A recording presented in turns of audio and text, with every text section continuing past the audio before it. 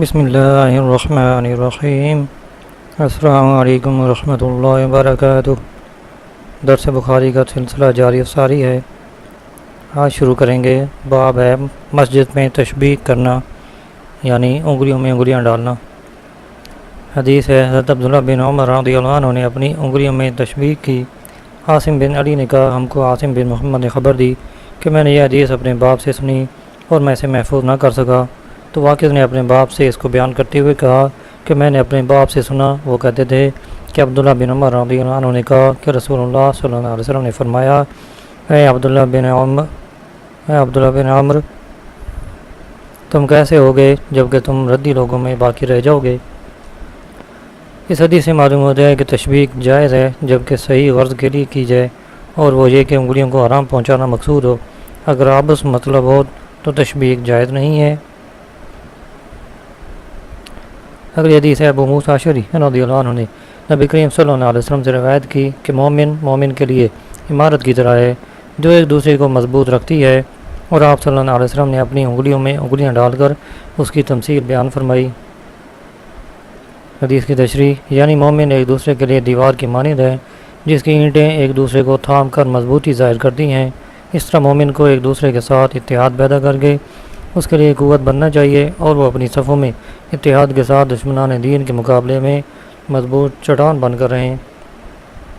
اگلی حدیث ہے، حضرت ابو ہریرہ رضی اللہ عنہ نے کہا کہ رسول اللہ صلی اللہ علیہ وسلم نے ہمیں شام کی دو نمازوں یعنی ظہر یا عصر میں سے ایک نماز پڑھائی۔ ابن سیرین نے کہا، ابو ہریرہ رضی اللہ عنہ نے اس کو ذکر کیا اور میں بھول گیا۔ انہوں نے کہا، آپ نے ہمیں 2 رکعتیں پڑھائیں، پھر سلام پھیر دیا، پھر مسجد کے کونے میں پڑی ہوئی لکڑی کے پاس کھڑے ہوئے اور اسے تکیہ لگایا، گویا کہ آپ بہت غصہ میں ہیں، اور دائیں ہاتھ بائیں ہاتھ پر رکھا اور انگلیوں میں انگلیاں ڈال لیں، اور دائیں رخسار انور بائیں ہتھیلی کی پشت پر رکھا، اور جلد باز لوگ مسجد کے دروازوں سے باہر نکل گئے اور کہنے لگے، نماز چھوٹی ہو گئی۔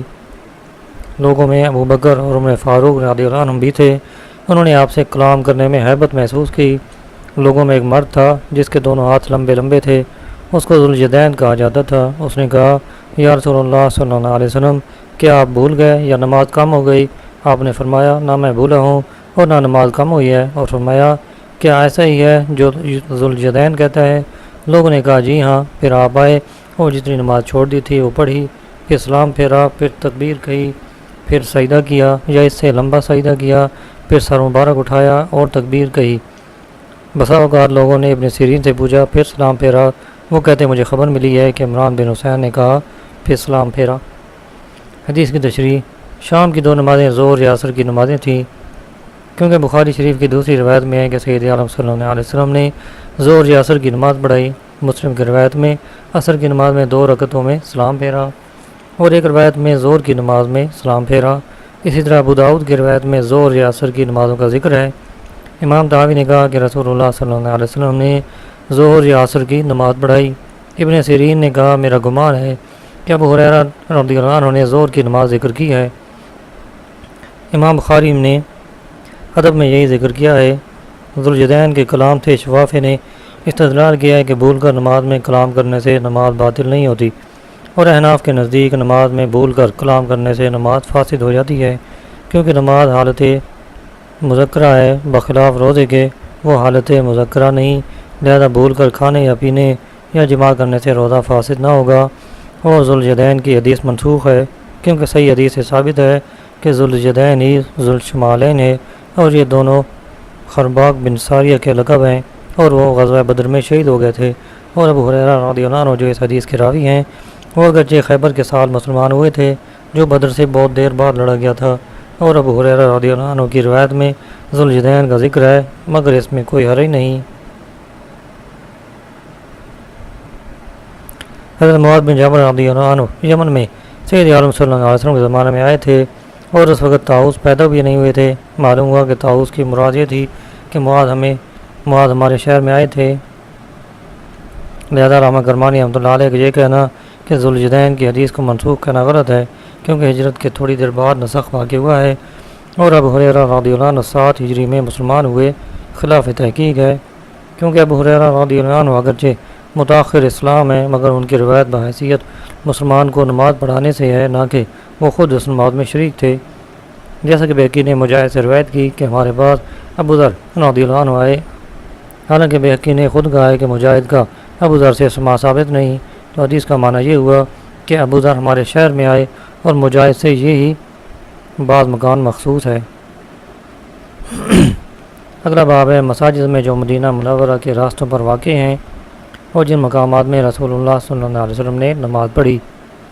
حدیث ہے، حضرت موسیٰ بن عقبہ رضی اللہ عنہ نے کہا، میں نے سالم بن عبداللہ رضی اللہ عنہ کو دیکھا کہ وہ ان جگہوں کو تلاش کرتے تھے جو مکہ مکرمہ اور مدینہ منورہ کی راہ میں واقع ہیں اور وہاں نماز پڑھتے، اور کہتے کہ ان کے والد ماجد عبداللہ بن عمر رضی اللہ عنہ ان جگہوں میں نماز پڑھا کرتے تھے اور انہوں نے نبی کریم صلی اللہ علیہ وسلم کو ان مقامات پر نماز پڑھتے دیکھا۔ عقبہ نے کہا، میں نے سالم رضی اللہ عنہ سے ان مقامات کے متعلق پوچھا تو انہوں نے ان سب مقامات میں نافع کی موافقت کی، مگر ان دونوں نے شرف روحا میں واقع مسجد میں اختلاف کیا۔ حدیث کی تشریح، صحیح مسلم کے باب الاذان میں ہے کہ روحا مدینہ منورہ سے 36 میل دور ہے۔ حدیث شریف میں ہے کہ یہ جنت کی وادی ہے، اس میں آپ صلی اللہ علیہ وسلم سے پہلے 70 نبیوں نے نماز پڑھی۔ حضرت موسیٰ علیہ السلام حج یا عمرہ کرنے گئے تو 70,000 بنی اسرائیل کے ساتھ وہاں سے گزرے تھے۔ اس جگہ لوگ تبرک حاصل کرتے اور نماز پڑھا کرتے تھے، اور سید عمر فاروق رضی اللہ عنہ نے وہاں نماز پڑھنے کے التزام سے منع اس لیے فرمایا تھا کہ زمانہ گزرنے پر لوگ جہاں نماز پڑھنا واجب نہ سمجھیں جو ان کے لیے تکلیف دہ ہو۔ حضرت عبداللہ بن عمر رضی اللہ عنہ اس احتمال سے محفوظ تھے، وہ اماکن میں بطور تبرک نماز پڑھا کرتے تھے۔ اگلی حدیث ہے، حضرت نافع رضی اللہ عنہ سے روایت ہے کہ حضرت عبداللہ بن عمر رضی اللہ عنہ نے ان کو خبر دی کہ رسول اللہ صلی اللہ علیہ وسلم جب عمرہ اور حج کرنے تشریف لے جاتے تو ذوالحلیفہ میں کیکر کے درخت کے نیچے تشریف رکھتے جہاں مسجد ذوالحلیفہ ہے، اور جب غزوہ یا حج یا عمرہ سے واپس آتے اور اس راستہ میں ہوتے تو وادی کے نشیب میں اترتے۔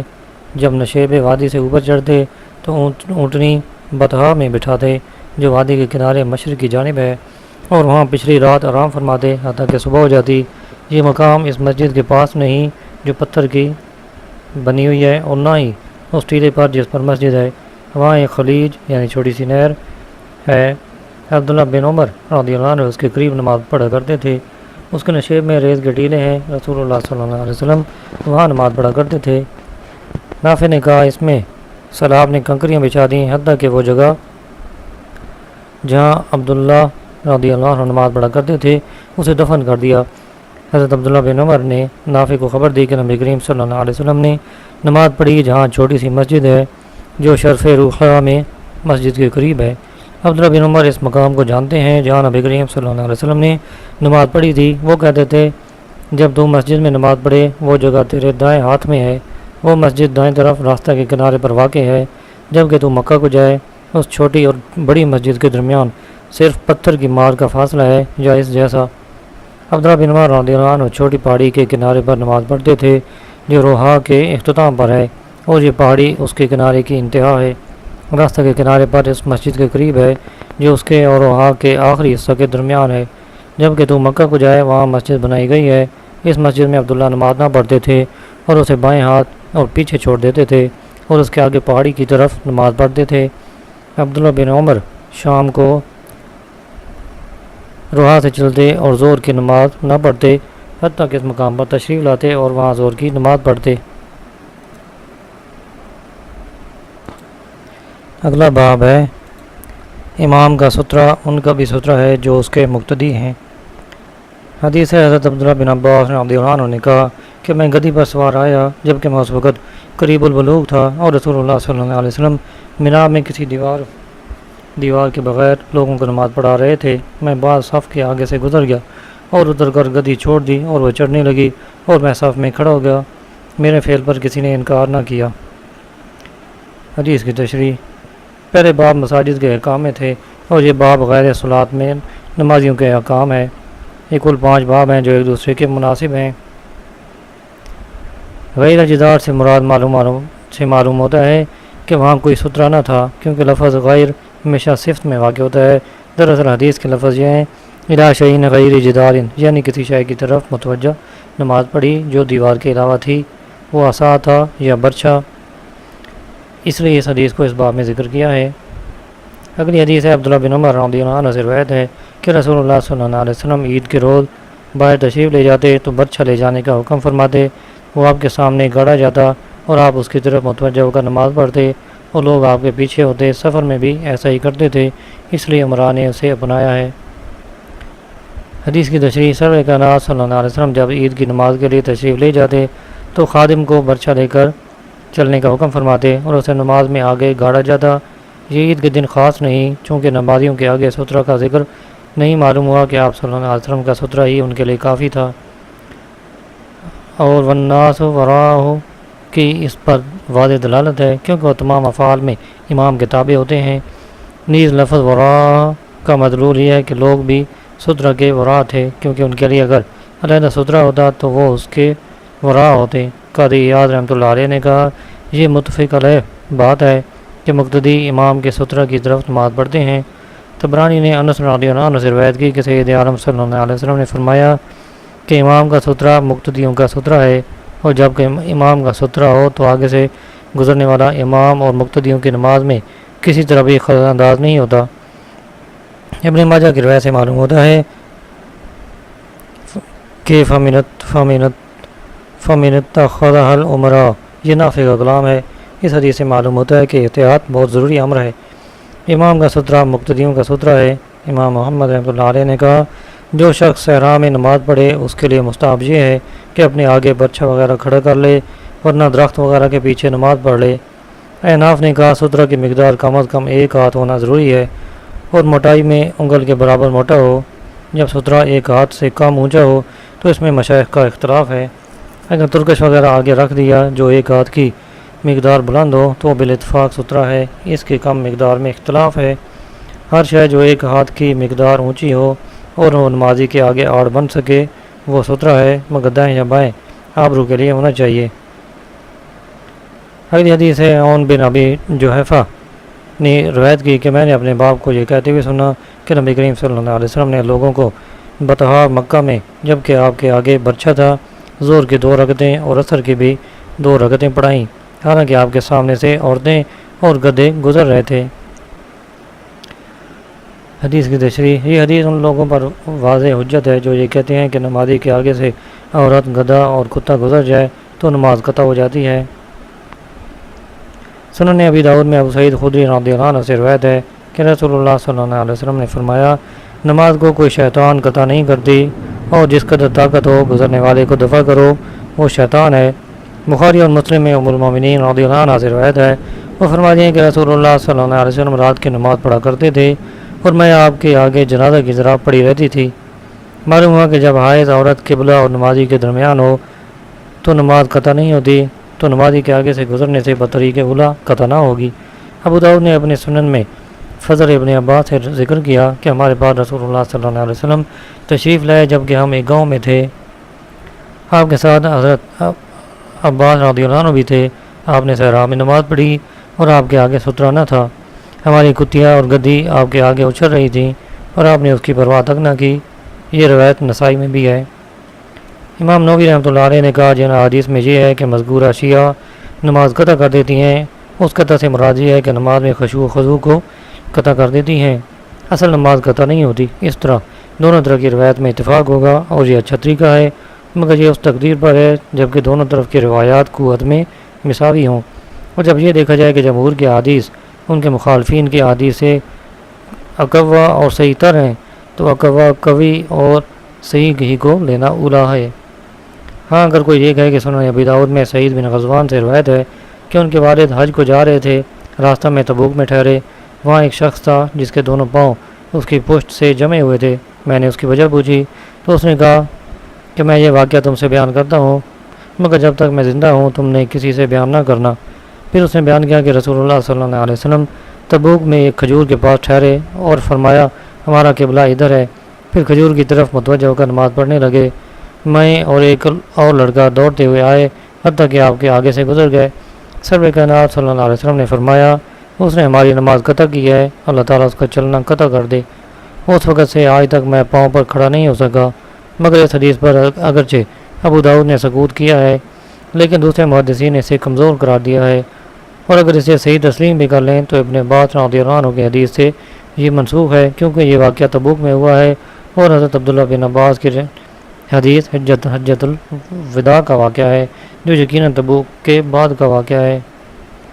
اس حدیث سے معلوم ہوا کہ سفر میں رباعی نماز کو قصر کر کے پڑھا جاتا ہے۔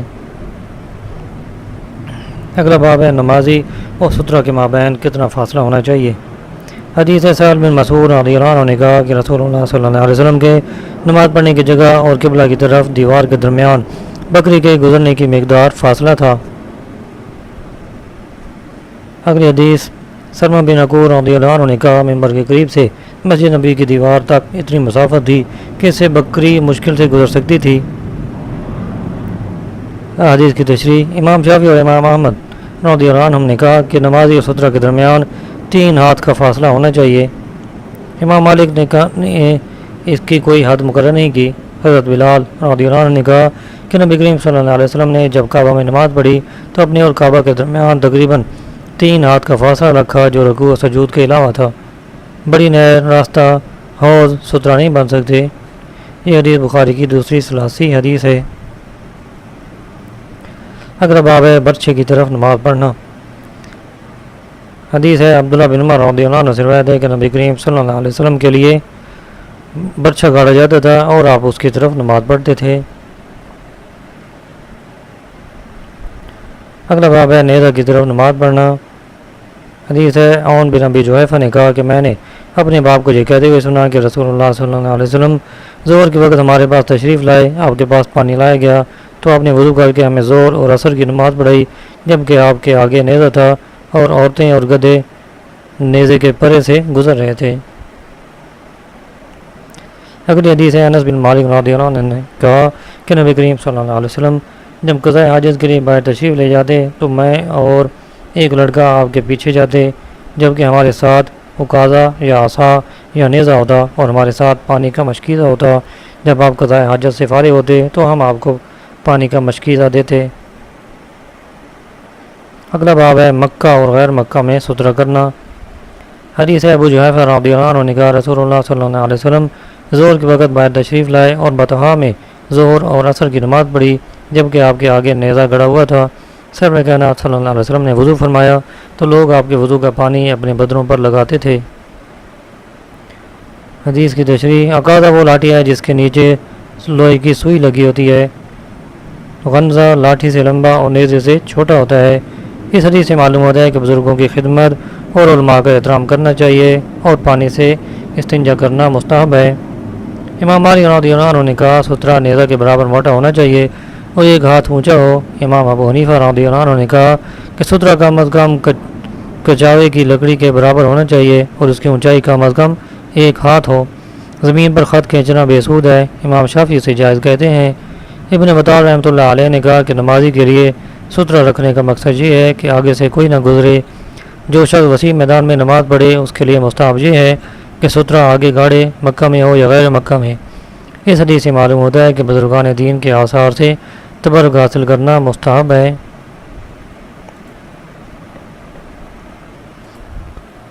اگلا باب ہے ستون کو آڑ بنا کر نماز پڑھنا۔ حضرت عمر رضی اللہ عنہ نے کہا باتیں کرنے والوں کی نسبت نمازی ستونوں کے زیادہ لائق ہیں۔ حضرت عمر فاروق رضی اللہ عنہ نے ایک شخص کو 2 ستونوں کے درمیان نماز پڑھتے دیکھا تو اسے ایک ستون کے قریب کر دیا اور کہا یہاں نماز پڑھو۔ حدیث ہے یزید بن ابی عبید نے کہا میں سلمہ بن عقوق کے ساتھ آتا تھا، وہ مصحف کے پاس ستون کے قریب نماز پڑھتے۔ میں نے کہا اے ابو مسلم، میں دیکھتا ہوں کہ آپ قصد کرتے ہوئے اس ستون کے پاس نماز پڑھتے ہیں۔ انہوں نے کہا میں نے نبی کریم صلی اللہ علیہ وسلم کو دیکھا کہ آپ اس کے پاس قصدن نماز پڑھا کرتے تھے۔ حدیث کی تشریح نمازی اور باتیں کرنے والے دونوں ستونوں کی طرف محتاج ہیں۔ نمازی ان کو سترہ بنانے کے لیے اور باتیں کرنے والے تکیہ لگانے کے لیے، چونکہ نمازی عبادت میں مصروف ہوتی ہیں، اس لیے یہ ستونوں کے زیادہ حقدار ہیں۔ سید عمر فاروق رضی اللہ عنہ نے اس شخص کو ستون کے قریب اس لیے کیا کہ اس کی نماز سترہ کی طرف ہو۔ اس حدیث سے معلوم ہوتا ہے کہ سید عالم صلی اللہ علیہ وسلم کی مسجد شریف میں ایک خاص جگہ مصحف کے لیے تھی۔ اگلی حدیث ہے حضرت انس رضی اللہ عنہ نے فرمایا میں نے بڑے بڑے اصحاب نبی صلی اللہ علیہ وسلم کو دیکھا کہ وہ مغرب کی اذان کے وقت ستونوں کی طرف عجلت سے جاتے، شعبہ نے عمر سے، انہوں نے حضرت انس سے اور زیادہ روایت کی کہ حتیٰ کہ نبی کریم صلی اللہ علیہ وسلم حجرت سے باہر تشریف لاتے۔ حدیث کی تشریح، یعنی مغرب کی اذان کے بعد صحابہ کرام ستونوں کو سترہ بنا کر مغرب کی نماز سے پہلے 2 نفل پڑھتے۔ شروع اسلام میں مغرب کی نماز سے پہلے 2 رکعتیں مشروع تھی، پھر ان سے منع کر دیا گیا۔ ابو بکر بن عربی نے کہا، اس نماز میں صحابہ میں اختلاف رہا، بعض صحابہ کرام پڑھتے بعض نہ پڑھتے، مگر ان کے بعد کسی نے یہ نماز نہیں پڑھی۔ ابراہیم نخعی رحمۃ اللہ علیہ نے کہا، یہ نماز بدعت ہے۔ چاروں خلفاء راشدین اور صحابہ کرام کی بہت بڑی جماعت یہ نفل نماز نہ پڑھتے تھے۔ اللہ تعالیٰ عمل کرنے کی توفیق عطا فرمائے۔ ما علینا الا البلاغ المبین۔